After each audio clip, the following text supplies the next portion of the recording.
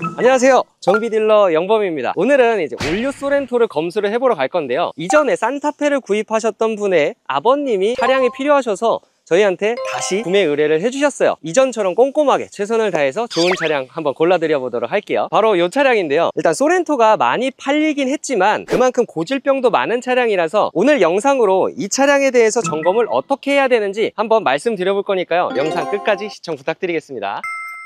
차량 실내나 엔진룸을 먼저 보기 전에 혹시나 외관에 큰 하자가 있진 않은지 이런 걸 한번 점검을 해볼게요. 범퍼는 대부분 긁힌 상태로 매입이 되는 경우가 많아서 이런 거는 도장을 하다가 도장이 울어서 뭉쳐가지고 눈물 자국처럼 나와 있는 건데요, 이런 거는 다시 수선 요청을 할 수 있으니까요, 이런 것도 체크를 해주시는 게 좋겠죠. 이쪽에 와서 보시면 사이드미러 같은 경우가 이제 소렌토 정도 되면 좀 큰 차에 속하기 때문에 주차하면서 사이드미러를 한번 충격해서 단차가 안 맞거나 파손이 되어 있는 경우가 있어요. 이런 방향지 시등 같은 경우에는 좀 비용이 좀 있겠지만 흰 색깔 커버 같은 경우에는 나름 알아보면 저렴하게 수리할 수 있는 방법이 있으니까요, 체크해 두셨다가 요청을 해주시는 걸 추천드립니다. 부장님, 네, 그건 뭐예요? 도막 측정기인데요, 전자식으로 조금 비싸지만 구입을 했어요. 이 차량 같은 경우에는 본넷이 교환되어 있는 차량인데요, 본넷이 교환되면 대부분 펜다까지 좀 먹는 경우가 다소 있거든요. 도색이 들어갔는지 부분 판금이 들어갔는지를 확인을 하는 건데요, 천장은 도색을 잘 하진 않잖아요. 이쪽을 기준으로 잡고 합니다. 자, 여기서는 97.6으로 한 100 정도의 플러스 마이너스 오차 범위는 있지만 펜다를 찍어보면 198, 이 정도로 나옵니다. 도색이 들어가면 한 2개 정도가 나오게 됩니다. 일단 이 차량 같은 경우에는 흰색이잖아요. 사고가 나서 이 문짝을 교환을 했다, 도색을 했다 했을 때 여기 색깔이랑 여기 색깔이랑 다른 경우가 좀 있거든요. 바둑이라고 하는데요, 몇 년 뒤에 갑자기 봤는데 여기 왜 이렇게 누래 할 수가 있기 때문에 이런 거를 좀 이연에 고지를 해드리고 결정을 하시는 데 있어서 도움이 되실 수 있도록 이렇게 체크를 한 번씩 해보는 거예요. 이 차량 같은 경우에는 외관에 큰 흠은 없지만 자잘자잘한 부분에 문제점은 있었어요. 이런 것들은 나머지 차량을 다 확인을 하고 차주분과 제가 협의를 도와드릴 거고요. 도막 측정을 했을 때 본넷은 교환된 게 맞고요, 여기 운전석 휀단은 같이 좀 도장이 되었습니다. 성능 기록부에는 표기되어 있지 않은 부분이 있으니까 이런 거는 고객님한테 안내를 해드릴 거고요. 외관도 사실 어느 정도의 잔기스, 어느 정도의 휠기스 이런 건 있지만 중고차로서 감안할 수 있을 정도의 부분이기 때문에 이런 거는 있는 그대로 고객님한테 사진 촬영을 한 거를 보내드릴 거니까요, 잠깐만 기다려 주세요.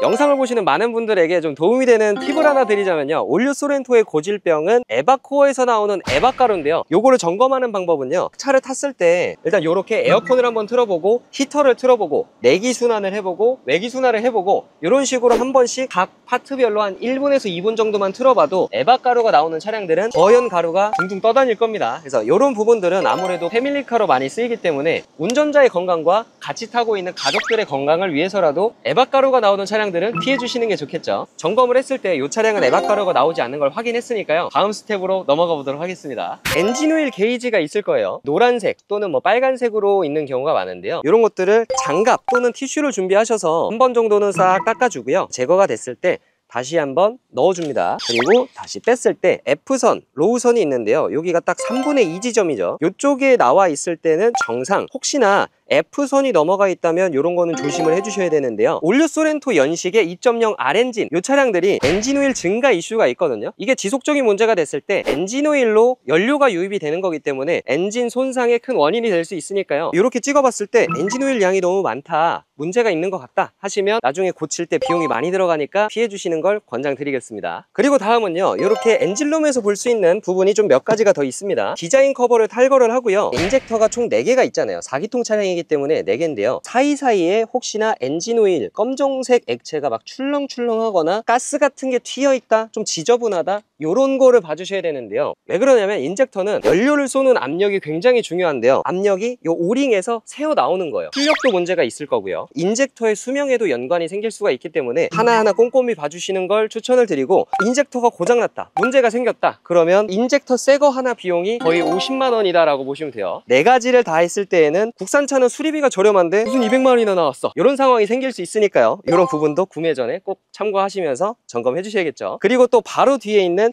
터보예요. 모든 디젤 차량에는 이렇게 터보가 최소 1개는 있습니다. 이 호스랑 터보가 연결되는 부분을 잘 보셔라 말씀을 드리고요, 이 부분에서 만약에 유증기가 떨어져서 뭐 맺혀 있을 수도 있지만 터보 자체에서 누유가 있을 경우에는 터보도 교환을 해야 되는데요, 터보는 교환할 경우 최소 100만원 시작이라고 보시면 됩니다. 그렇기 때문에 누유가 있는지 없는지 정도는 육안상으로 확인을 간단하게 하실 수 있으니까 꼭 체크하시고 넘어가시면 되고요. 그리고 여기는 잘 안 보시는 부위이기도 하고 잘 안 보이는 부위이기도 한데요. 이쪽에 이렇게 튀어나와 있는 검정색 부분이 보이실 거예요. 이 부분 안쪽이 고압 펌프인데요. 고압 펌프에서도 혹시나 가스켓에서 누유가 발생을 할 수 있어요. 가스켓만 교환한다면 가스켓 가격은 얼마 안 하지만 흡기 매니폴드를 드러내고 흡기 클리닝도 하고 EGR도 떼고 요거 갈고 하면은 이것도 100만원이에요. 그러면 이거 하면은 벌써 500만원입니다. 이런 부분들도 육안상으로 간단하게 볼 수 있는 부분이니까요. 한번 체크를 해주시면 좋을 것 같고요. 일단 지금 이 차량 같은 경우에는 누유가 없기 때문에 다음 스텝으로 또 넘어가 보도록 할게요.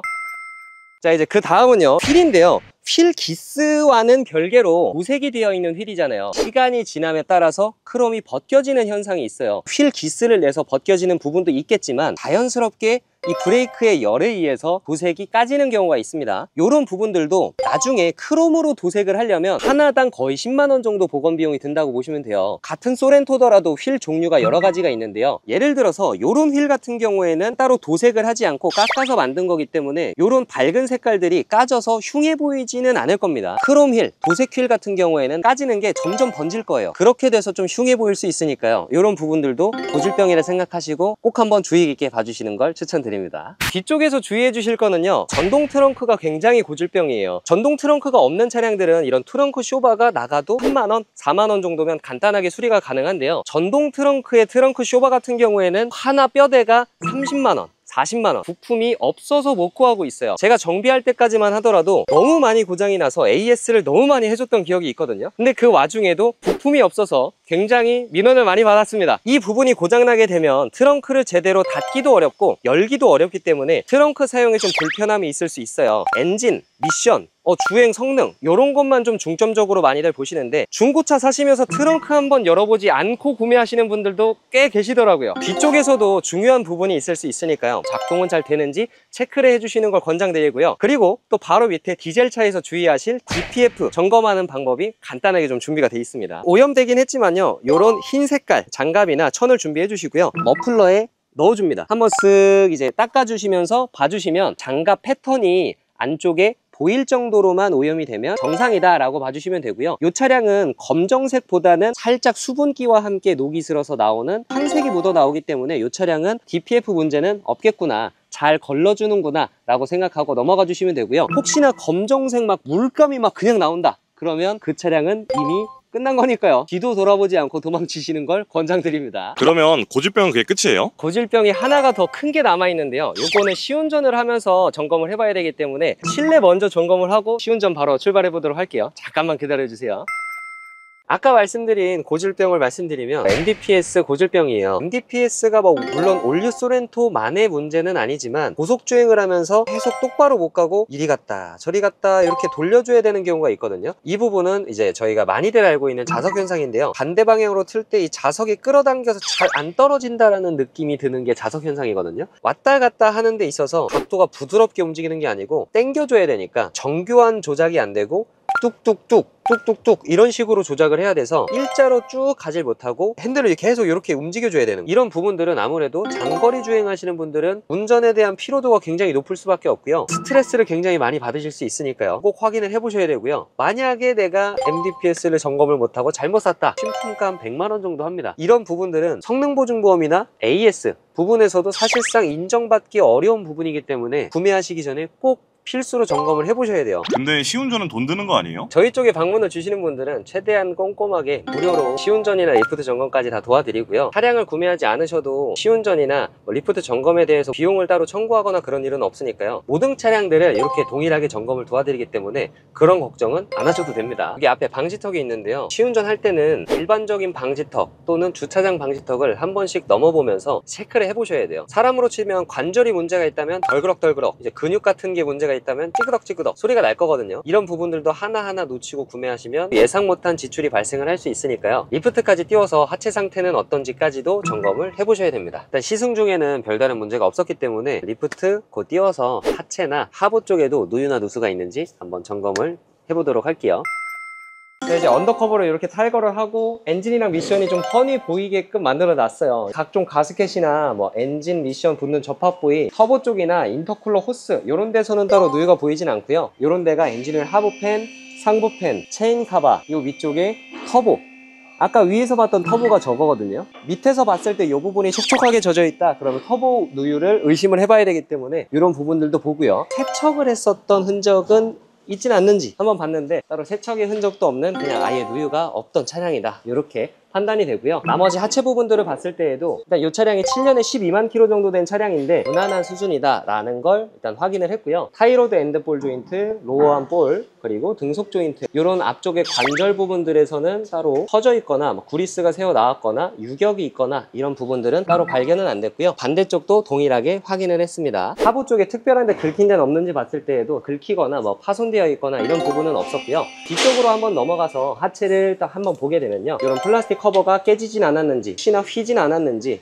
문제가 있진 않는지 확인은 꼭 한번 해주시고요. 연식에 비례해서 부식이 너무 심하다면 문제가 있을 수 있으니까요. 이런 부분들도 꼼꼼하게 한번 확인해 주시면 좋을 것 같고요. 그리고 뒤쪽에서 좀 유의 깊게 봐주셔야 되는 부분들은 여기도 좀 촉촉하게 뭔가 젖어 있죠. 이런 부분들은 뒤쪽에 쇼급쇼버가 누유가 있는 건데요. 거의 10만원 정도 안팎으로 수리를 할 수 있는 부분이기 때문에 차주랑 협의를 하면서 수리비를 좀 빼달라 이런 식으로 요청을 할 수가 있겠죠. 이것도 문제가 된 지 얼마 안 된 부분이라서 사실상 시운전을 하면서 이런 거 하나 때문에 문제가 되는 걸 느끼실 수는 없을 거예요. 그래서 육안상으로 이렇게도 꼭 한번 확인을 해주셔야 됩니다. 이제 이렇게 리프트를 띄운 김에 쉽게 볼 수 있는 부분들이 좀 있어요. 브레이크 패드 같은 경우에 요즘에 휠들이 좀 촘촘하게 나오다 보니까 가만히 서 있었을 때에는 잘 안 보이는 경우가 있어요. 프리시를 비춰서 바퀴를 돌려가면서 보이는 각도를 좀 조정해서 볼 수가 있는데요. 대략 브레이크 패드가 한 40% 정도 남았네요. 타이어 같은 경우에는 20년 30주차 타이어고요. 타이어 마모도를 봤을 때에는 절반 살짝 넘게 남아있다 라고 생각이 되네요. 앞에 브레이크 패드도 확인해 봤을 때 한 40%에서 50% 정도 남아있는 걸로 보이기 때문에 고객님한테 전달을 해드려야 되니까 잠깐만 기다려 주세요.